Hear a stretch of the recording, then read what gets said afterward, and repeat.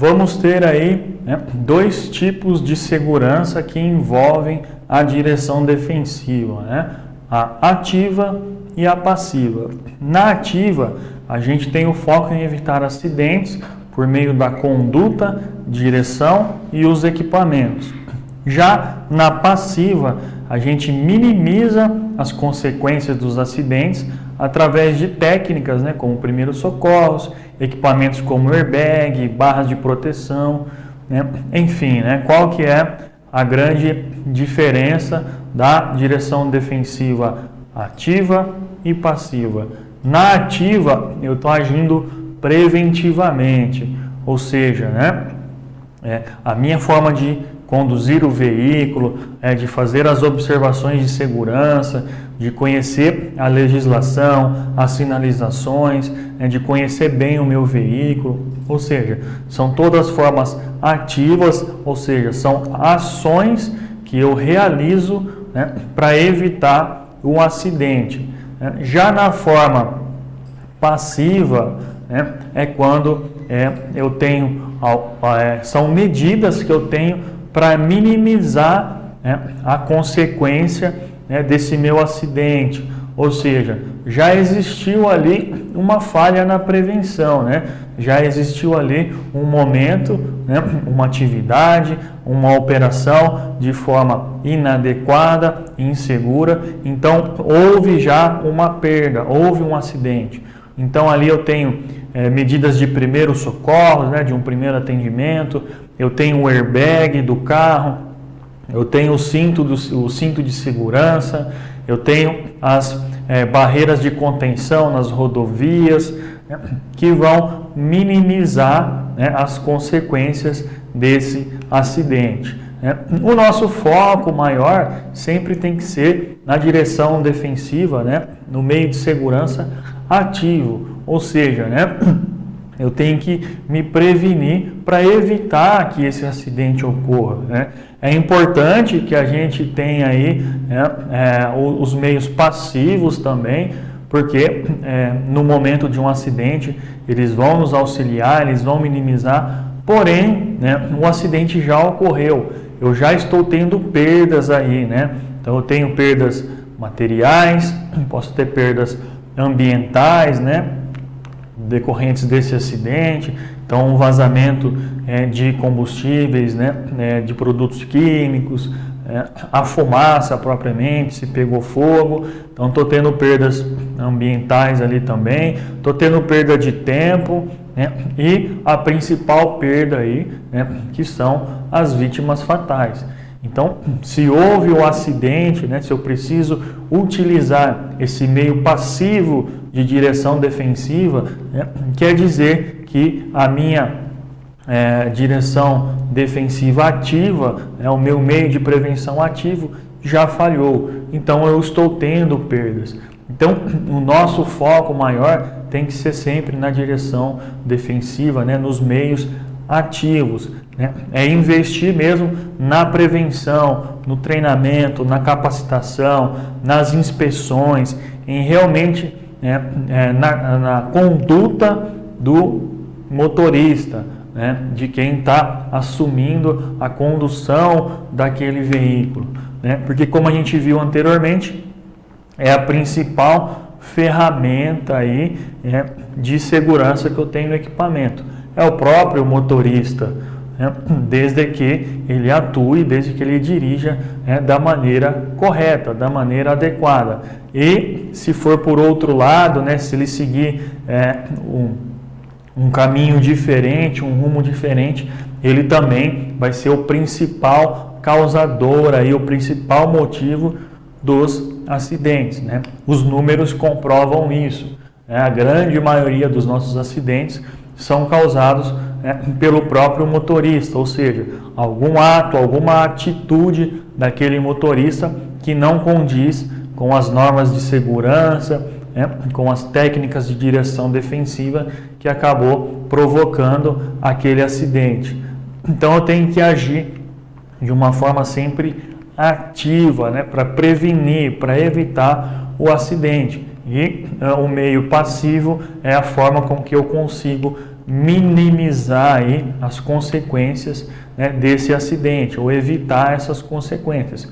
Comparando aí com um incêndio, né, então é muito melhor que a gente previna os incêndios do que propriamente ter que combatê-los. É importante também saber combater um incêndio, né, porém se eu prevenir é melhor, porque da mesma forma, né, se eu tiver um incêndio lá, eu tenho que ter os meios de combate, né, para fazer conseguir apagar aquele fogo, mas eu já estou tendo perdas ali também, né? Então eu estou tendo ali danos materiais, posso ter vítimas fatais, danos ambientais também.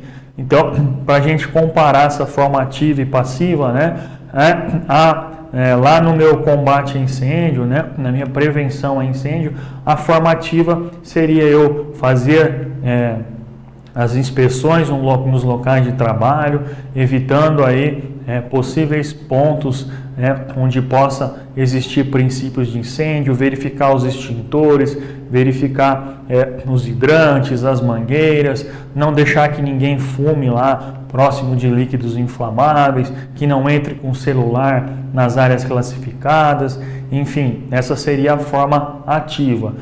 A forma passiva seria quando eu tenho já um incêndio ali, um princípio de incêndio, então eu tenho o extintor, eu tenho uma mangueira, um hidrante ali, que eu vou estar utilizando para apagar aquele fogo, para minimizar, né, aquele acidente, aquela ocorrência, né? Eu vou ter a brigada de incêndio que vai atuar ali para minimizar, né, aquele incêndio.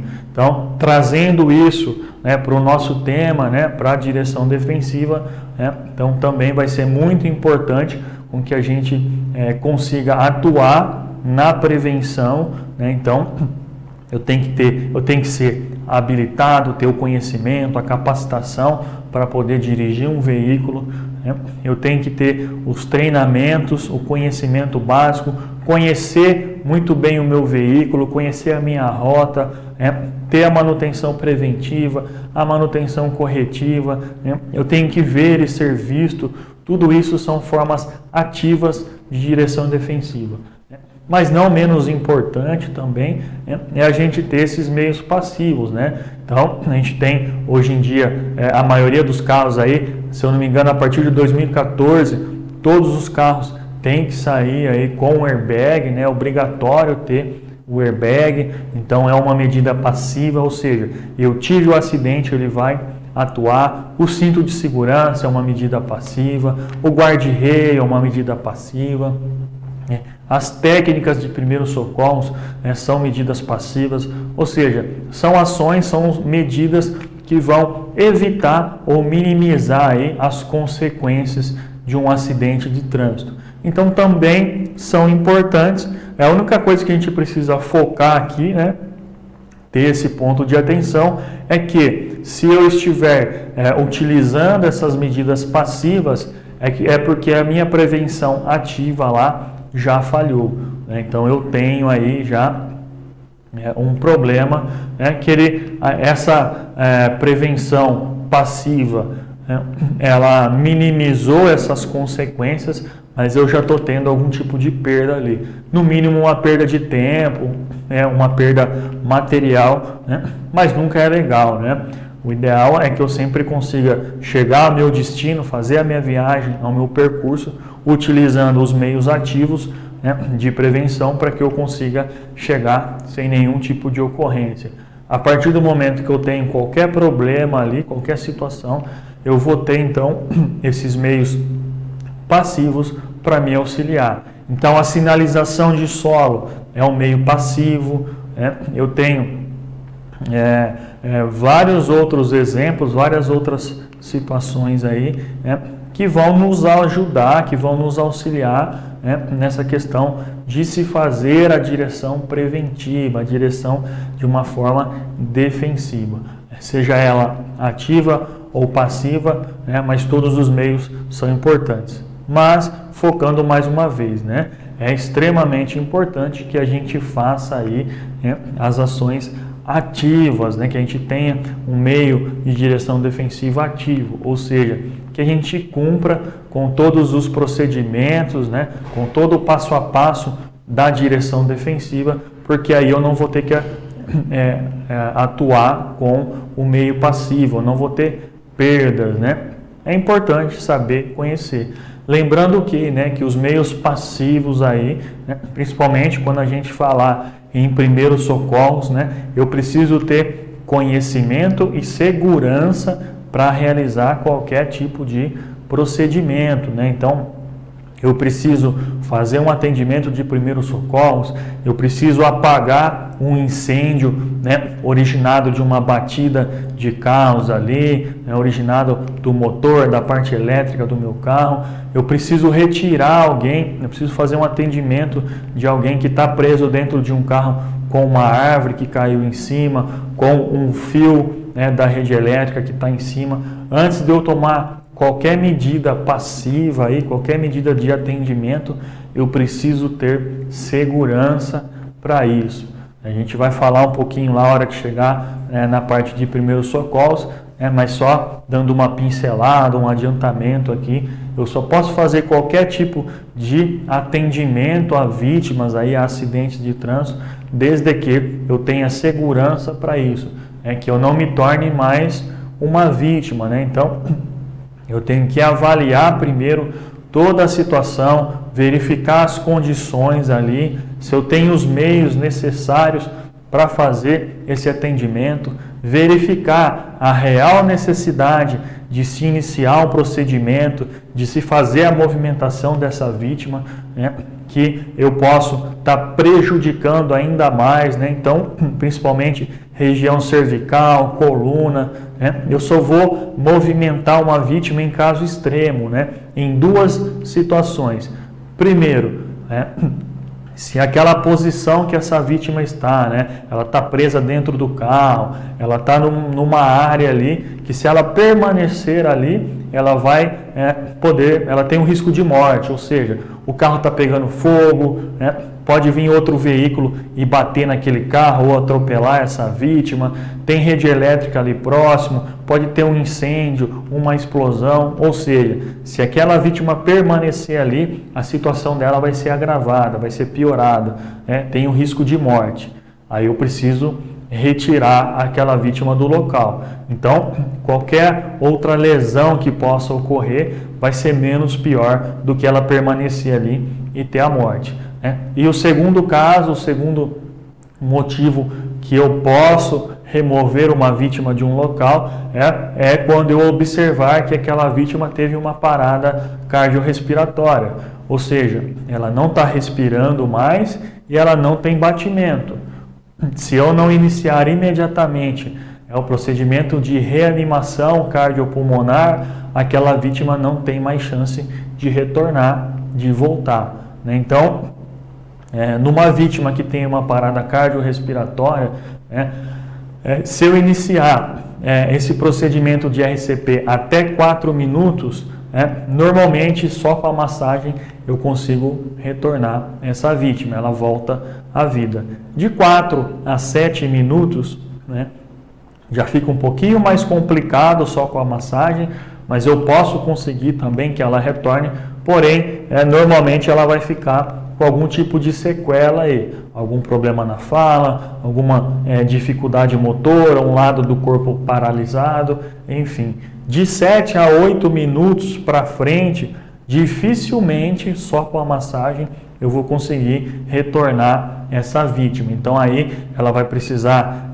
de medicação intravenosa, ela vai precisar de desfibrilador, de outros recursos, de outros meios aí, para conseguir retornar à vida, né? Então é extremamente importante que eu inicie esse procedimento o quanto antes, né? Mais para frente um pouquinho a gente entra a fundo. Só para salientar para vocês, né, que nessas medidas passivas, onde se encontram aí os primeiros socorros, esses primeiros atendimentos, a gente primeiro precisa ter condição de segurança para fazer esse atendimento, esse socorro, né? E também eu só vou movimentar, eu só vou retirar essa vítima do local nessas duas condições, né?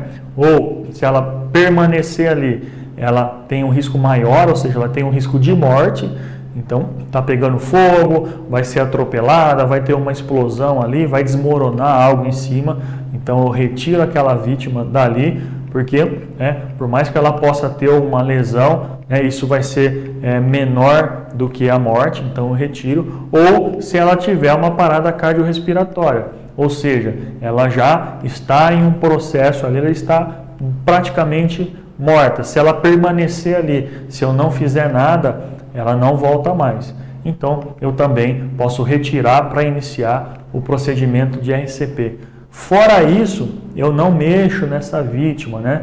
Se ela tiver dentro do carro ali, presa no cinto, presa nas ferragens, e não tiver nenhum outro risco de incêndio, de explosão, de fiação elétrica, qualquer outra coisa, eu vou evitar mexer nessa vítima. Eu vou apenas sinalizar o local ali, vou colocar o triângulo, vou colocar vegetação, galhos ali para estar sinalizando o local e vou imediatamente chamar o corpo de bombeiros, o SAMU, o resgate, para que esteja fazendo esse socorro. Por quê? O bombeiro, o resgate, o SAMU, eles vão ter os equipamentos, os materiais e as técnicas mais adequadas para fazer essa remoção dessa vítima, a movimentação dessa vítima, né? Então, por mais que a gente esteja na boa vontade, que a gente até tenha alguns conhecimentos básicos aí, técnicos, né? A gente não vai ter tanto recurso humano e material como essas equipes próprias de atendimento, né, vão ter. Então, eu vou simplesmente, se não há risco de morte para a vítima, eu permaneço ali, só isolo o local, sinalizo e chamo o atendimento. Vou tentar, de alguma forma, se a vítima estiver consciente ali, tá tranquilizando ela, conversando, até que se chegue o resgate. Então, são pontos importantes aí, nessa forma passiva em se utilizar a direção defensiva, que está dentro aí as ações de primeiros socorros, que a gente precisa ter um conhecimento básico aí também, né? Então, a gente não precisa estar mexendo em ninguém, movimentando em ninguém, eu não me sinto bem, se eu ver sangue eu passo mal, eu desmaio. Ok, cada um vai ter os seus limites aí. Tem gente que não gosta de altura, tem gente que não gosta de espaço confinado, tem gente que não gosta de mar aberto, de muita água, tem gente que tem medo de cachorro, enfim, cada um vai ter os seus limites aí, as suas ponderações, isso é natural, né? Então, se a gente não se sente bem em ver uma situação de acidente, em ver sangue, ok, é natural, é normal também, eu não sou obrigado a colocar a mão em ninguém, a fazer nenhum tipo de procedimento, mas eu preciso estar acionando aí um resgate, eu preciso acionar um suporte, alguém que faça então esse atendimento. Caso eu não faça esse atendimento, eu preciso então fazer essa informação, chamar alguém para que faça, para não ser caracterizado omissão de socorro. E aí sim eu posso responder. Se eu fizer o procedimento na vítima, tentar ali, de alguma forma estar auxiliando, ok, é legal, é bacana, desde que haja necessidade realmente de se fazer, como a gente falou, em casos aí extremos, onde a vítima está numa posição insegura ali, ou que ela tenha sofrido uma parada cardiorrespiratória, então nesses casos eu vou atuar. Fora isso, eu deixo para a equipe responsável. Não me sinto bem, não me sinto confortável em fazer um atendimento, um procedimento de primeiros socorros, ok, não tem problema, não preciso fazer, mas eu tenho que chamar alguém que faça. Mas quando a gente falar de RCP ali, de reanimação cardiopulmonar, quanto antes eu iniciar aquele procedimento, melhor, mais chance aquela vítima vai ter de retornar à vida. Então, mas a gente só faz esse tipo de atendimento, eu só vou movimentar a vítima em casos extremos aí, onde ela esteja correndo risco de morte. É porque a gente tem uma região muito sensível do nosso corpo, né, que é a nossa região cervical, e se eu tiver qualquer tipo de lesão ali, né, no momento que eu estou movimentando aquela vítima, eu posso agravar ainda mais essa lesão ou ocasionar essa lesão se ela ainda não tiver ocorrido, né? E é um local frágil, sensível, que nos manda alguns comandos vitais aí para o ser humano, né? Eu posso deixar essa vítima paraplégica, né, ou tetraplégica, sem mexer as pernas ou sem mexer do pescoço para baixo.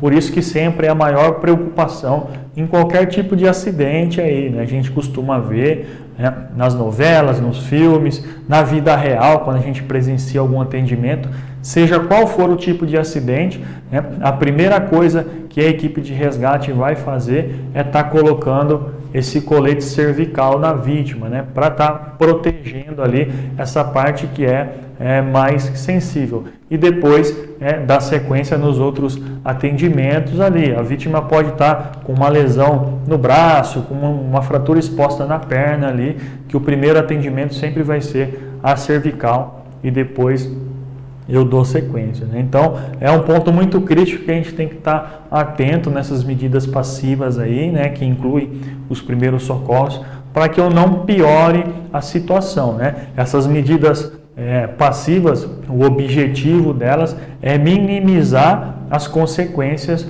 do acidente. Então, eu já tive um acidente ali, eu já tive uma perda, eu já pode ter ocorrido uma lesão, eu não posso, com essa medida passiva, piorar a situação, daquela vítima ou daquelas vítimas.